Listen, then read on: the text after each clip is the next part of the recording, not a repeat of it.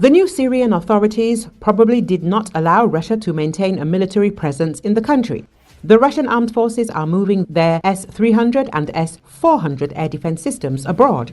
This was reported by the Wall Street Journal newspaper, citing US and Libyan officials. Russia is removing its air defense systems and other advanced weapons from Syrian bases and moving them to Libya. Moscow is struggling to maintain a military presence in the Middle East after the fall of the Assad regime in Damascus, the publication writes. The weapons were transported by military aircraft. They are currently located at military bases in eastern Libya. These facilities are under the control of the Libyan National Army, led by Marshal Khalifa Haftar.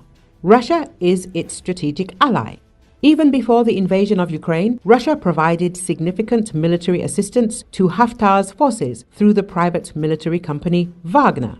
Private military company fighters were involved in key Libyan National Army operations, including the attempt to take control of the capital Tripoli in 2019 to 2020. Russia also supplied military equipment, including aircraft, air defense systems, and weapons. There are persistent rumors that Moscow is negotiating with the new Syrian authorities about keeping its two military bases in the country, Khmeimim and Latakia.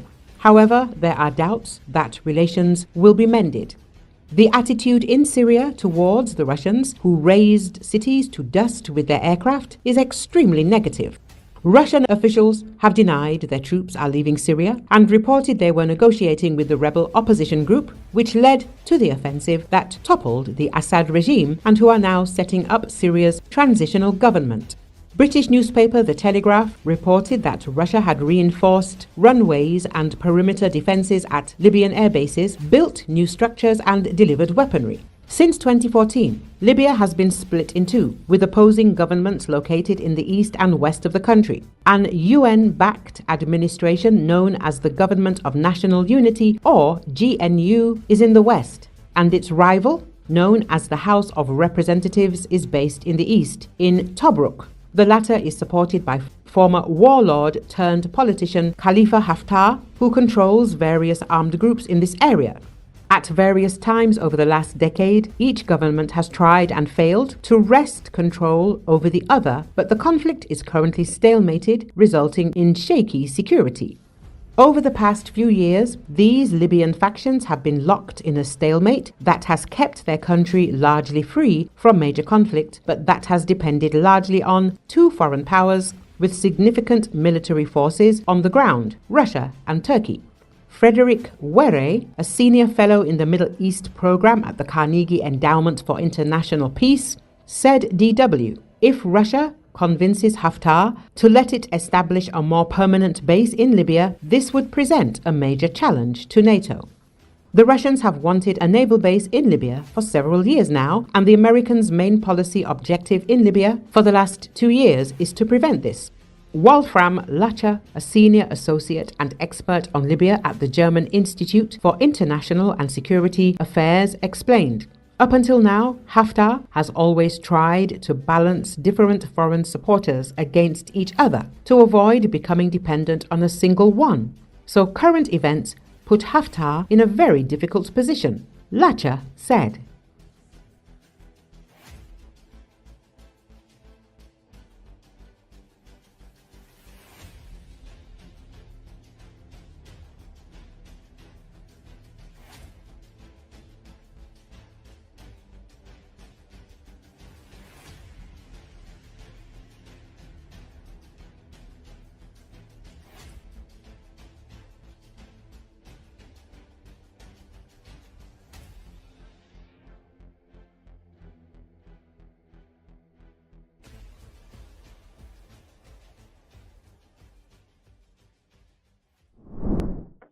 As casualties among North Korean soldiers fighting in Kursk region are increasing, Russia is sending hundreds of Pyongyang soldiers to hospitals in Moscow region.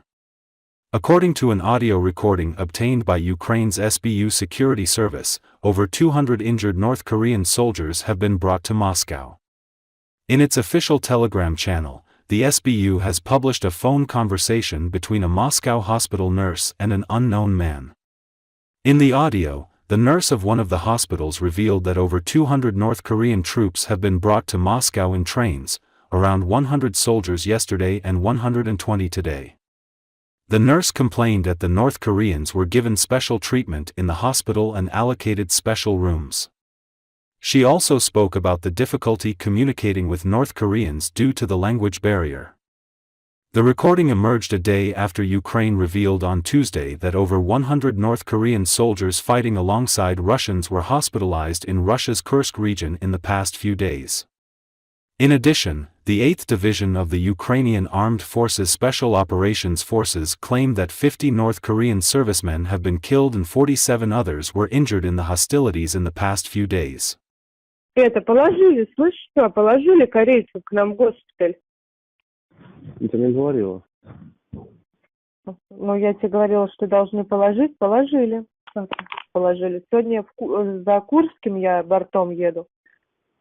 120 человек в поезде.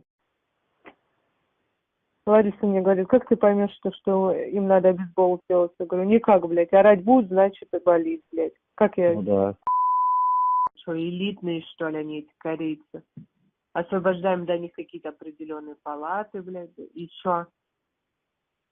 Они что, у нас такие прям привилегированные, что ли? Ну, импортные. Импортные, блин. Да мне похеру, какие они импортные. Мне ребята ржут, говорят, Настя, как ты? Они будут тебе говорить, сделай обезбол, а ты что? Я говорю, а я им скажу, иди нахер. Я не понимаю, что ты мне говоришь. Вообще, по-русски ноль. Мы через переводчик с ними, и они мне что-то говорят, он переводит, этот переводчик не так, как пипец. Все на одну рожу. Как мы с ними будем различать их, я не знаю. Я говорю, маркером на лбу им надо писать, блядь. Их всех одели в те цвета, какого цвета нам выделено в госпиталь. Теперь по цветам их различаем. Ну какая разница, они-то в госпиталь приедут все голубого цвета, как мы их будем отличать-то, блядь? У них на руках на этой стяжке номерки еще приклеены. Блядь, пипец какой-то, зоопарк вообще. Я говорю, скоро даже не с кем поразговаривать будет. Они будут в Тарабарском там что-то бубнить. Дурдом. На английском с ними запрещено разговаривать. Потому что, типа, они же северные корейцы, они типа с нами, а южные, они типа с Америкой. На английском запрещено, чтобы они разговаривали, и мы им что-то на английском говорили. Это же пипец, дурдом какой-то.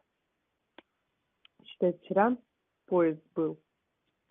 Тоже, да, примерно, около 100 человек. Сегодня еще 120, это уже 200. А сколько их еще там, одному Богу известно.